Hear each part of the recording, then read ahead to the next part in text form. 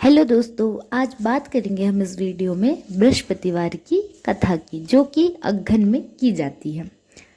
अगहन के गुरुवार के दिन, बृहस्पतिवार के दिन ये कथा की जाती है। इसके सारे महत्व, कथा सब कुछ बताएंगे हम आपको इस छोटे से वीडियो में।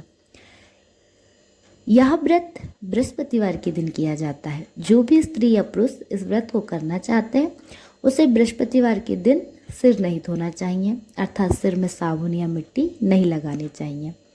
इस दिन दाढ़ी या सिर के बाल भी नहीं बनवाने चाहिए।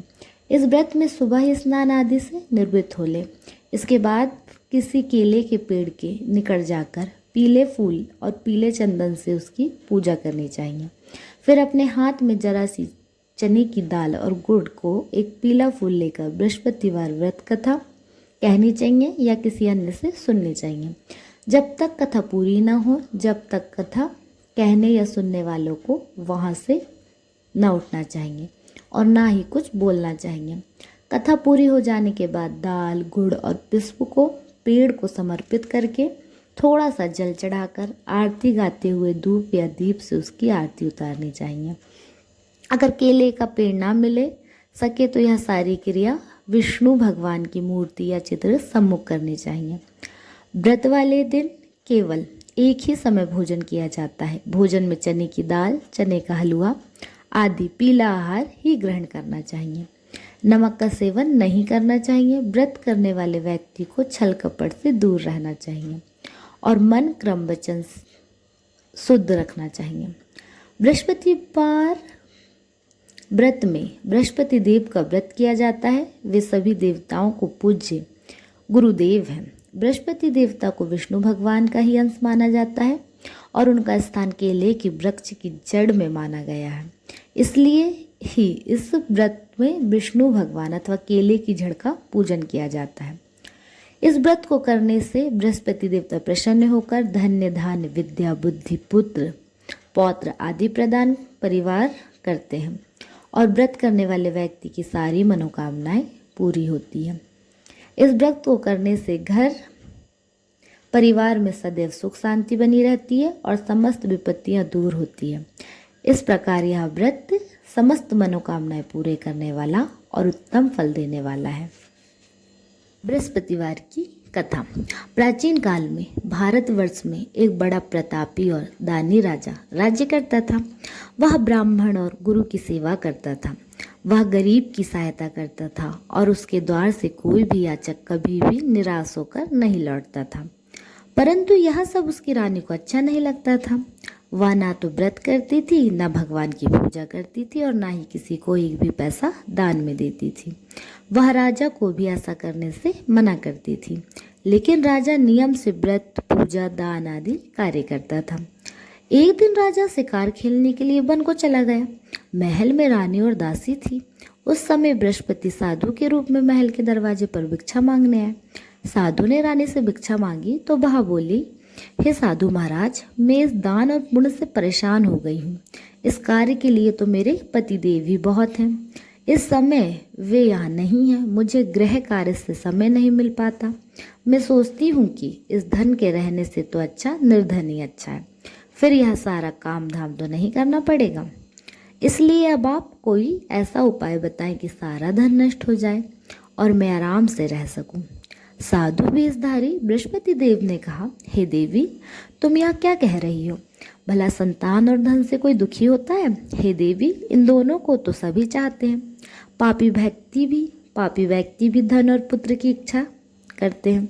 यदि तुम्हारे पास धन अधिक है तो उसका सदुपयोग करो। भूखे मनुष्य को भोजन कराओ, वस्त्रहीनों को वस्त्र दो, प्याऊ लगवाओ, कुआं, तालाब, बावड़ी, बाग, बगीचे आदि बनवाओ तथा निर्धनों की कुंवारी कन्याओं का विवाह कराओ। इस प्रकार के कर्मों से तुम्हारा और तुम्हारे कुल का यश लोक परलोक में फैलेगा और तुम्हें स्वर्ग की प्राप्ति होगी। परंतु रानी पर साधु की बात का कोई प्रभाव नहीं पड़ा। उसने कहा, हे साधु महाराज, मुझे ऐसा धन नहीं चाहिए जिसे मैं अन्य लोगों को दान देती रहूं तथा जिसे रखने और संभालने में मेरा सारा समय नष्ट हो जाए। साधु ने कहा, हे देवी, यदि तुम्हारी ऐसी ही इच्छा है तो जैसा मैं बताता हूँ तुम वैसा करना। इससे तुम्हारी सारी इच्छा पूरी हो जाएगी। तुम बृहस्पति वार के दिन घर को गोबर से लीपना, अपने केसों को पीली मिट्टी से अच्छी तरह धोकर स्नान करना, कपड़े धोबी के यहाँ धुलने डालना, राजा से कहना कि वह हजामत करवाए। इस प्रकार 7 बृहस्पतिवार तक करने से तुम्हारा सारा धन नष्ट हो जाएगा। यह कहकर साधु महाराज रूपी बृहस्पति देव वहाँ से चले गए। साधु ने जैसा कहा था, रानी ने 7 बृहस्पतिवार तक वैसा ही करने का निश्चय किया।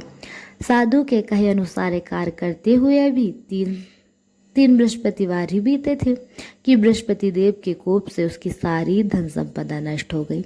भोजन के लिए भी वे दोनों तरसने लगे। तब राजा ने रानी से कहा, हे रानी, तुम यहाँ रहो, मैं परदेश जाता हूँ। यहाँ तुम मुझे सभी मनुष्य जानते हैं, इसलिए मैं यहाँ पर कोई कार्य नहीं कर सकता। देश चोरी परदेश भीख के बराबर होती है। यह कहकर राजा परदेश चला गया। वहाँ उसे और कोई काम न मिला तो वह जंगल से लकड़ी काट कर लाने और शहर में ले जाकर बेचने लगा। इस प्रकार वह अपना जीवन व्यतीत करने लगा। इधर राजा के बिना रानी और दासी दुखी रहने लगे। उन्हें किसी दिन भोजन मिलता और किसी दिन वे केवल जल पीकर ही रह जाती। एक बार रानी और दासी को 7 दिन तक भोजन नहीं मिला तो रानी ने अपनी दासी से कहा, यहाँ पास ही के नगर में मेरी बहन रहती है, वह बहुत धनवान है, तू उसके पास जा और उससे 5 सेर बेझर मांग ला, जिससे कुछ दिन के लिए गुजर हो जाएगी। दासी रानी की बहन के यहाँ गई। उस दिन बृहस्पतिवार था। रानी की बहन उस समय बृहस्पति देव की पूजा कर रही थी। दासी ने रानी की बहन से कहा, हे रानी, मुझे आपकी बहन ने भेजा है, मुझे 5 सेर बेझर दे दो। दासी ने कई बार कहा, परंतु रानी की बहन ने कोई उत्तर नहीं दिया, क्योंकि वह उस समय बृहस्पति देव की व्रत कथा सुन रही थी। तब रानी की बहन ने दासी को उत्तर नहीं दिया तो वो बहुत दुखी होकर लौट गई। लौटकर उसने रानी से कहा, हे रानी, आपकी बहन बहुत ही घमंडी स्त्री है, वह छोटे लोगों से बात भी नहीं करती। मैंने उससे कहा तो उसने कोई उत्तर नहीं दिया, मैं वापस चली आई। रानी बोली, इसमें उसका कोई दोष नहीं, बुरे दिनों में कोई सहारा नहीं देता, अच्छे बुरे का पता विपत्ति के समय ही चलता है, यह सब हमारे भाग्य का दोष है। इधर जब रानी की बहन कथा सुनकर उठी तो उसने सोचा कि मेरी बहन की दासी आई थी, परंतु व्रत की कथा सुनने के कारण मैं उससे बोल ना सकी, इससे वह बहुत दुखी हुई होगी और वह अपनी बहन के घर गई और बोली, हे बहन, जब तुम्हारी दासी गई थी तब मैं बृहस्पतिवार के व्रत की कथा सुन रही थी। जब तक कथा होती है, जब तक ना तो वहाँ से उठते हैं और ना ही बोलते हैं, इसलिए मैं नहीं बोली। अब तुम बताओ कि तुमने दासी क्यों भेज दी थी? रानी बोली, बहन, मेरे घर अनाज नहीं था, इसलिए मैंने दासी को तुम्हारे पास 5 सेर बेझर लाने के लिए भेजा था। रानी की बहन ने कहा, बहन, बृहस्पति देव सबकी मनोकामना पूर्ण करते हैं, फिर जाकर देखो, शायद तुम्हारे घर में अनाज रखा हो। यह सुनकर दासी के घर के अंदर जाकर देखा तो वहाँ उसे एक घड़ा बेझर से भरा हुआ मिला। उससे बहुत हैरानी हुई, क्योंकि वह पहले भी एक एक बर्तन देख चुकी थी। उसने बाहर आकर रानी से इस बारे में बताया। दासी ने अपनी रानी से कहा, हे रानी, देखो, वैसे ही अन्न के अभाव से हम तो रोज ही व्रत रखते हैं, इनसे व्रत की विधि और कथा पूछकर हम उस व्रत को क्या करेंगे? दासी के ऐसा कहने पर रानी ने अपनी बहन से बृहस्पतिवार के व्रत के बारे में पूछा। उसकी बहन ने बताया, बृहस्पतिवार के व्रत में बृहस्पतिवार के दिन चने की दाल और मुनक्का से विष्णु भगवान का केले की जड़ में पूजन करना और दीपक जलाना चाहिए, पीला भोजन करना चाहिए तथा कथा सुननी चाहिए। इस प्रकार करने से बृहस्पति देव प्रसन्न होकर अन्न पुत्र धन्य देते हैं, सारी मनोकामनाएं पूर्ण करते हैं। और व्रत पूजन की विधि बताकर रानी की बहन अपने घर लौट गई। रानी और दासी दोनों निश्चय किया कि वे बृहस्पति देव का पूजन जरूर करेंगी। 7 दिन बाद बृहस्पति देव के दिन उन्होंने व्रत रखा। बृहस्पतिवार के दिन वे घुड़शाला में जाकर चना और गुड़ बील लाई तथा उससे केले की जड़ तथा विष्णु भगवान की पूजा की। अब पीला भोजन कहाँ से आए, यह सोचकर दोनों बड़ी दुखी हुई, पर उनके व्रत करने के कारण बृहस्पति देव प्रसन्न थे। अतः वह एक साधारण व्यक्ति के रूप में 2 थाल में पीला भोजन लेकर आए और दासी को देकर बोले, यह भोजन तुम्हारे और तुम्हारी रानी के लिए, तुम दोनों इसी भोजन को करना। दासी भोजन पाकर बहुत प्रसन्न हुई और रानी के पास जाकर बोली, रानी जी भोजन कर लो। रानी को भोजन के आने के विषय में कुछ भी पता नहीं था, इसलिए उसने कहा दासी से, जा तू ही भोजन कर, क्यों व्यर्थ में हमारी हंसी उड़ा रही है। दासी बोली, एक व्यक्ति भोजन दे गया है। अब दोनों ने बृहस्पति देव के नमस्कार कर भोजन किया। उसके बाद वे दोनों प्रत्येक बृहस्पतिवार को बृहस्पति देव का व्रत और पूजन करने लगी। बृहस्पति देव की कृपा से उनके पास फिर से धन हो गया, परंतु रानी पहले की तरह ही आलस्य करने लगी। तब दासी ने कहा, देखो रानी, तुम पहले भी इसी तरह आलस्य करती थी और तुम्हें धन को रखने को कष्ट होता था, इसी कारण से सारा धन नष्ट हो गया। अब बृहस्पति देव की कृपा से फिर से धन मिला है तो तुम्हें पुनः आलस्य होने लगा है। बड़ी कठिनाइयों के बाद हमने यह धन पाया है, इसलिए तुम्हें दान पुण्य करना चाहिए, भूखे मनुष्य को भोजन कराने चाहिए, प्याऊ लगवानी चाहिए, दीनहीनों को दान देना चाहिए, कुआं आदि का निर्माण कराना चाहिए, पाठशालाएं बनवानी चाहिए, निर्धन की कुंवारी कन्याओं का विवाह करना चाहिए और धन को शुभ कार्य में खर्च करना चाहिए, जिससे तुम्हारे कुल का यश बढ़े तथा तुम्हें स्वर्ग प्राप्त हो। दासी की बात मानकर रानी इसी प्रकार सत्य कार्य करने लगी और उसका यश चारों ओर फैल गया। उधर जब राजा परदेश गया तो वह बहुत दुखी रहने लगा। वह प्रतिदिन जंगल में जाकर लकड़ियां काट कर लाता और उन्हें शहर जाकर बेच आता। एक दिन राजा दुखी होकर अपने बीते हुए दिनों को याद करके रोने लगा। तभी वहां बृहस्पति देव एक साधु के रूप में आए और राजा के पास आकर बोले, हे लकड़हारे, तुम इस सुनसान जंगल में किस चिंता में खोए हुए बैठे हो, मुझे बताओ। यह सुनकर साधु को प्रणाम कर बोला, हे प्रभु, आप तो सब कुछ जानते हैं। यह कहकर राजा ने साधु को अपनी सारी कहानी सुना दी। महात्मा जी ने राजा से कहा, हे राजा, तुम्हारी पत्नी ने बृहस्पति देव का अनादर किया था, जिसकी वजह से तुम्हारी यह दशा हुई है। अब तुम किसी प्रकार की चिंता न करो, भगवान तुम्हें पहले से भी अधिक धन देंगे। अब तुम बृहस्पतिवार का व्रत किया करो और चने की दाल व गुड़ से केले की जड़ में पूजन करो। पूजन करने के बाद व्रत किया, बृहस्पतिवार की कथा कहो या सुनो, बृहस्पति भगवान तुम्हारी सारी मनोकामनाओं को पूर्ण करेंगे। साधु की बात को सुनकर राजा बोला, हे प्रभु, लकड़ी बेचने पर मुझे इतना पैसा नहीं मिलता जिससे मैं भोजन करने के उपरांत कुछ बचा सकूं। फिर बृहस्पति देव की क्या कथा कहूं, यह भी मुझे मालूम नहीं। साधु ने कहा, हे राजा, तुम किसी तरह की चिंता मत करो। बृहस्पतिवार के दिन तुम रोज की तरह लकड़ियां लेकर शहर जाओ, तुम्हें रोज से 2 गुना दान मिलेगा, जिससे तुम अच्छी तरह से भोजन कर सकोगे तथा उससे बृहस्पति देव की पूजा का सामान भी आ जाएगा। बृहस्पति देव की कथा इस प्रकार है। प्राचीन काल में एक बहुत ही गरीब ब्राह्मण था। उसकी कोई संतान नहीं थी। वह नित्य पूजा पाठ करता था, लेकिन उसकी स्त्री बहुत मलिन स्वभाव की थी।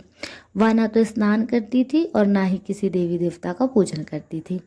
वह सुबह उठते ही सबसे पहले भोजन करती, बाद में कोई अन्य कार्य करती। इससे वह ब्राह्मण बहुत दुखी रहता। वह पत्नी को बहुत समझाता, पर उसे कुछ न समझ में नहीं आती, वो उसकी सुनती ही नहीं थी। भगवान की कृपा से ब्राह्मण की पत्नी ने एक कन्या उत्पन्न हुई। बड़ी होने पर वह कन्या नित्य प्रातः स्नान करके भगवान विष्णु की पूजा करती और बृहस्पतिवार का व्रत भी करती। पूजा समाप्त कर विद्यालय जाती और अपनी मुट्ठी में जो भर कर ले जाती और विद्यालय के मार्ग पर डालती जाती। वे सारे जो सोने के हो जाते तो विद्यालय से लौटते समय उन्हें बीनकर घर में ले आती। एक दिन वह बालिका उस सोने के जो ऊपर सूप में फटक कर साफ कर रही थी, तो उसके पिता ने कहा, बेटी, सोने के जो फटकने के लिए तो सूप भी सोने का होना चाहिए। अगले दिन बृहस्पतिवार था। उस बालिका ने व्रत रखा और बृहस्पति देव से प्रार्थना की कि हे प्रभु, यदि मैंने सच्चे मन से आपकी पूजा की है तो मुझे सोने का सूप दे दो। बृहस्पति देव ने उसकी प्रार्थना को स्वीकार कर लिया। प्रतिदिन की तरह बालिका जो फैलाती हुई विद्यालय चली गई। विद्यालय से लौटकर जो बीनते से बृहस्पति देव की कृपा से सोने का सूप मिल गया। उसे घर लाकर वह उसे जो साफ करने लगी। एक दिन वह कन्या सोने के सूप में उन सोने के जौ को साफ कर रही थी। उसी समय उस नगर का राजकुमार वहां से गुजरा। इस कन्या के रूप, सिल और गुण को देखकर वह उस पर मोहित हो गया। राजमहल लौटकर उसने भोजन और जल त्याग दिया और उस उदास होकर लेट गया। राजा को जब राजकुमार के अंजल त्यागने के बारे में पता चला तो उसने प्रधानमंत्री के साथ जाकर उनसे राजकुमार से पूछा और बोले, हे पुत्र, तुम्हें क्या कष्ट है? किसी ने तुम्हारा अपमान किया है या कोई कारण है जो मुझे बताओ, वही करूँगा जिससे तुम प्रसन्न हो। अपने पिता की बात सुनकर राजकुमार ने कहा, अपनी आपकी कृपा से मुझे किसी प्रकार का दुख नहीं है और ना ही किसी ने मेरा अपमान किया है, लेकिन मैं उस लड़की के साथ विवाह करना चाहता हूँ जो सोने के स्तूप में सोने के जौ साफ कर रही थी। यह सुनकर राजा को आश्चर्य हुआ। राजा को वह बोला, हे पुत्र, तुम इस तरह की कन्या का पता बताओ, मैं तुम्हारा विवाह उससे अवश्य करा दूंगा। राजकुमार ने राजा को उस कन्या के घर का पता बता दिया। प्रधानमंत्री उस लड़की के घर गया और राजकुमार की इच्छा के बारे में ब्राह्मण को बताया। ब्राह्मण ने कुछ समय बाद ही अपनी कन्या का विवाह राजकुमार से करा दिया। कन्या के घर से जाते ही ब्राह्मण पहले की तरह गरीब हो गया। अब भोजन के लिए अन्न भी बड़ी कठिनाई से मिल पाता था। एक दिन दुखी होकर ब्राह्मण अपनी पुत्री के घर मिलने चला गया। उसे सारा हाल बताया। कन्या ने अपने पिता को बहुत सा धन देकर विदा कर दिया। इस प्रकार ब्राह्मण का कुछ समय सुखपूर्वक बीत गया। लेकिन कुछ दिन बाद फिर वही हाल हो गया। ब्राह्मण फिर अपनी कन्या को यहाँ आया और सारा हाल बताया तो उसने कहा, हे पिताजी, आप माता जी को यहाँ लेवा लाइए, मैं उन्हें उस विधि के बारे में बता दूंगी जिससे हमेशा के लिए आपकी गरीबी दूर हो जाएगी।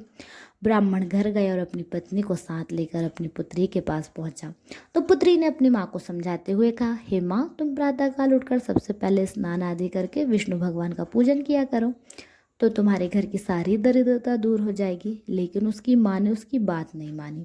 एक दिन उसकी पुत्री को बड़ा गुस्सा आया और उसने रात में एक खाली कोठरी में अपनी माँ को बंद कर दिया। प्रातःकाल उसे निकलकर स्नान आदि करा के पूजा पाठ कराया तो उस ब्रह्माणी की बुद्धि ठीक हो गई। अब वह नियम से पूजा पाठ करती और प्रत्येक बृहस्पतिवार को व्रत रखती। इस व्रत के प्रभाव से ब्राह्मण और ब्रह्माणी बहुत धन्यवान और सुखी हो गए तथा बृहस्पति देवता के प्रभाव से इस लोक में सुख भोग कर दोनों स्वर्ग हो गए। इस तरह कथा कहकर साधु देवता वहां से अंतर्ध्यान हो गए। बृहस्पतिवार के दिन राजा जंगल से लकड़ी काटकर उन्हें शहर में बेचने गया। उस दिन उसे काफी दिनों से अधिक धन मिल गया। राजा ने चना गुड़ आदि लेकर बृहस्पतिवार का व्रत किया। उस दिन से उसके सारे कलेश दूर हो गए। पर अगले बृहस्पतिवार को वह व्रत करना भूल गया। इस वजह से बृहस्पति देव उससे नाराज हो गए। उस दिन नगर के राजा ने एक विशाल यज्ञ का आयोजन किया और उसने अपने पूरे राज्य में घोषणा करा दी कि कोई भी व्यक्ति अपने घर में भोजन ना बनाए और ना ही आग जलाए। सारे लोग मेरे यहाँ आकर भोजन करें। तो इस आज्ञा का पालन नहीं करेगा उसे फांसी की सजा दी जाएगी। राजा के आदेश के अनुसार राज्य के सभी निवासी राजा के यहाँ भोज में सम्मिलित हुए। वह लकड़ारा थोड़ी देर से पहुंचा, इसलिए राजा उसे अपने साथ महल में ले गया। जब राजा लकड़हारे को भोजन करा रहा था तो रानी की दृष्टि उस खूंटी पर गई जिस पर उसका हार लटका हुआ था। वह उसे हार दिखाई नहीं दिया। रानी ने सोचा कि अवश्य ही मेरा हार इस लकड़हारे ने चुरा लिया। उसने उसी समय सैनिक बुलवाकर उस लकड़हारे को बंदी गृह में डलवा दिया। जब लकड़हारा बंदी गृह में गया तो दुखी होकर सोचने लगा कि ना जाने किस जन्म में मैंने पाप किया था जो मुझे यह दुख मिला है। उसी समय बृहस्पति देव साधु के रूप में प्रकट हुए और उससे दशा को देखकर बोले, हे राजा, तूने बृहस्पति देव व्रत नहीं किया था, बृहस्पतिवार का व्रत नहीं किया, इसलिए तुझे दुख मिला है। अब तू चिंता मत कर। अगले बृहस्पतिवार के दिन तुझे इस बंदी गृह में दरवाजे पर 4 पैसे पड़े मिलेंगे। उनसे तू बृहस्पति देव का व्रत और पूजन करना तो तेरे सारे कष्ट दूर हो जाएंगे। अगले बृहस्पतिवार के दिन उसे बंदी गृह के द्वार पर 4 पैसे पड़े मिले। राजा ने पूजा का सामान मंगवाया और कथा कहकर प्रसाद बांटा। उसी रात बृहस्पति देव ने उस नगर के राजा को स्वप्न में दर्शन दिया और कहा, हे राजा, तूने जिस व्यक्ति को बंदी गृह में बंद कर रखा है वह निर्दोष है। वह एक अन्य नगर का राजा है, उसे छोड़ दे। रानी का हार उसी खूंटी पर लटका हुआ है।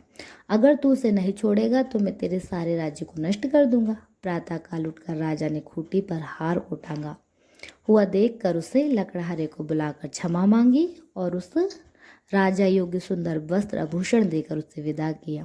इधर एक दिन रानी और दासी सोचने लगे कि ना जाने राजा किस हाल में होंगे, उनका कुछ पता नहीं है। उन्होंने बृहस्पति देव से प्रार्थना की। तब बृहस्पति देव ने रात में राजा को स्वप्न में दर्शन देकर कहा, हे राजा उठ, तेरी रानी तुझे याद कर रही है, अब तू अपने देश को लौट जा। राजा प्रातःकाल उठकर बृहस्पति देव की आज्ञा मानकर अपने नगर को चलने लगा। राजा जब नगर के पास पहुंचा तो उसने बहुत आश्चर्य हुआ। नगर में पहले से अधिक बाग, तालाब, कुएं, धर्मशालाएं आदि बने हुए थे। राजा ने पूछा कि बाग और धर्मशालाएं किसके हैं? तब नगर के सभी लोग कहने लगे कि ये सब रानी और दासी ने बनवाए हैं। यह सुनकर राजा को आश्चर्य हुआ। जब रानी ने यह सुना कि राजा आ रहे हैं तो उसने अपनी दासी से बोली, देख राजा, हमें बहुत बुरी दशा में छोड़ गए थे, अब हमारी ऐसी दशा देखकर लौट ना जाए, इसलिए तू दरवाजे पर जाकर खड़ी हो जा। रानी के आदेश पर दासी दरवाजे पर खड़ी हो गई। तब राजा आए तो उन्हें उनके साथ महल में लेवा लाई। जब राजा ने रानी से पूछा, बताओ यह धन तुम्हें कैसे मिला? तब रानी ने उन्हें बताया कि हमें सारा धन बृहस्पति देव को व्रत करने के कारण प्राप्त हुआ। अब राजा ने निश्चय किया कि 7 दिन बाद तो सभी बृहस्पति देव का पूजन करते हैं, पर मैं रोज दिन में 3 बार कथा कहूँगा तथा रोज व्रत करूँगा। अब हर समय राजा के दुपट्टे में चने की दाल बंधी रहती और वह दिन में 3 बार कथा कहता। एक दिन राजा ने सोचा कि अपनी बहन के यहाँ हो आऊँ। यह सोचकर राजा घोड़े में सवार होकर अपनी बहन के यहाँ चल दिया। मार्ग में उसे कुछ आदमी मुर्दा ले जाते हुए दिखाई दिए। राजा ने उन्हें रोककर कहा, अरे भाइयों, मुझे बृहस्पति भगवान की कथा सुन लो। वे बोले, लो, हमारा तो आदमी मर गया, इसे अपनी कथा की पड़ी है। लेकिन कुछ व्यक्ति ने कहा, अच्छा कहो, हम तुम्हारी कथा को सुनेंगे।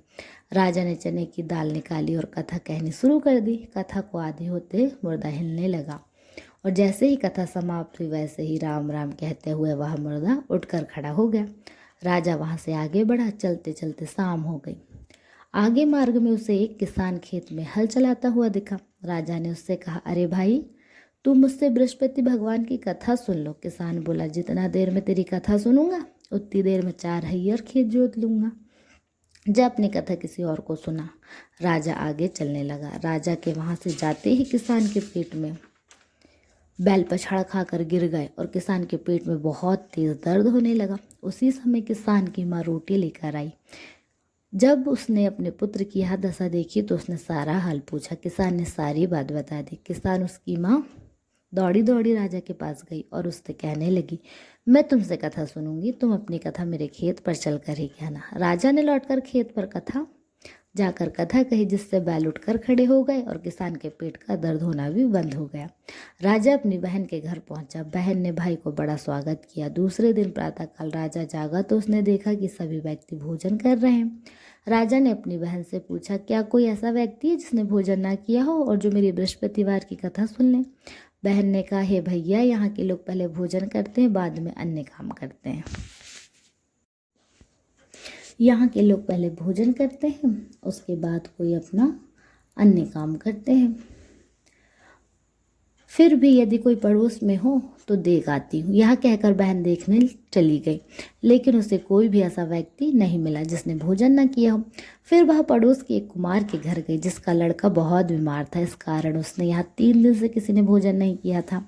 रानी ने उसे कुमार से अपने भाई की कथा सुनने के लिए कहा तो वह तैयार हो गया। राजा ने उसे घर पर जाकर बृहस्पति देव की कथा कही, जिससे सुनकर लड़का ठीक हो गया।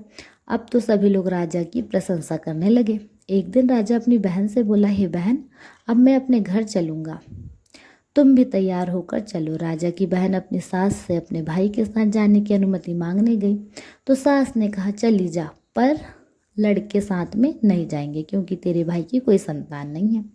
बहन ने भाई से कहा, हे भाई, मैं तो चलूँगी लेकिन कोई बच्चा नहीं जाएगा। तो राजा बोला, जब कोई बच्चा नहीं जाएगा तो तू जाकर क्या करेगी? दुखी मन से राजा अपने घर लौट आया। घर आकर राजा ने अपनी रानी से कहा, हमने संतान है इसलिए लोग हमसे परहेज करते हैं। रानी ने कहा, हे प्रभु, बृहस्पति देव ने हमें सब कुछ दिया है, अतः वे हमें संतान भी अवश्य देंगे। उसी रात बृहस्पति देव ने राजा को स्वप्न में संतान प्राप्त होने का आशीर्वाद दिया। रानी गर्भवती हुई और उसे 9वें महीने में एक सुंदर पुत्र को जन्म दिया। तब रानी ने रानी से कहा, हे रानी, स्त्री बिना भोजन के रह सकती है, पर राजा ने कहा, पर बिना कहे नहीं रह सकती। मेरी बहन आने पर तुम उससे कुछ मत कहना। रानी ने हाँ कर दी। राजा की बहन यह शुभ समाचार सुनकर बधाई लेकर अपने भाई के घर में आई। तब रानी ने कहा, घोड़ा चढ़कर नहीं आई, गधी चढ़ी आई, गधा चढ़ी आई। राजा की बहन बोली, भाभी मैं इस प्रकार ना कहती तो तुम्हें संतान कैसे मिलती। इस प्रकार जिसके मन की जो कामनाएं हैं सभी को बृहस्पति देव पूर्ण करते हैं। जो व्यक्ति नियम से सद्भावना पूर्वक बृहस्पति देव का व्रत करता है और कथा पढ़ता है या सुनता है, बृहस्पति देव उसकी सारी मनोकामनाएं पूरे करती है और सदा उसकी रक्षा करते हैं। तो ये थी बृहस्पति देव की कथा जो अगहन के गुरुवार में की जाती है।